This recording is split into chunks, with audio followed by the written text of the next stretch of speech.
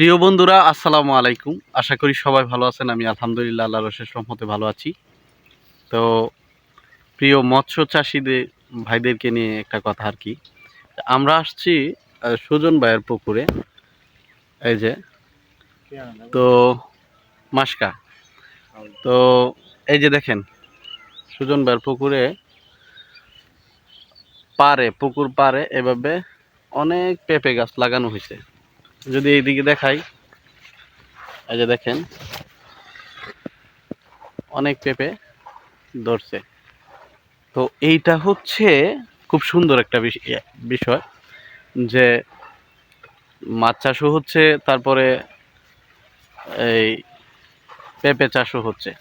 এটা দিয়েও তার কিন্তু একটা আর্নিং হচ্ছে। ঠিক আছে, এইভাবে আপনারা অনেকেই করতে পারেন। তারই যেমন হয়েছে, তো এখানে সে পেঁপে চাষ করছে। সত্যি অসাধারণ, আমার খুব ভালো লাগলো। এই যে তারপরে এইদিকে আরো আছে। তো আমি আরেকটা বিষয় হচ্ছে যে আমি দীপাল দাদা এবং সুজন ভাইয়ের কাছ থেকেই শুনলাম, এটা কখনো আমি জানতাম না, যে পেঁপে গাছ অনেক সময় বেড়া হয়ে যায়। মানে বেড়া গাছটারে বেড়ি বানায় কেমনে? কেমনে বানান বেড়ি? বেড়ি কেমনে বানান দীপাল দাদা? কেমনে জানি দীপাল দাদা, বলেন তো। মানে ওইলো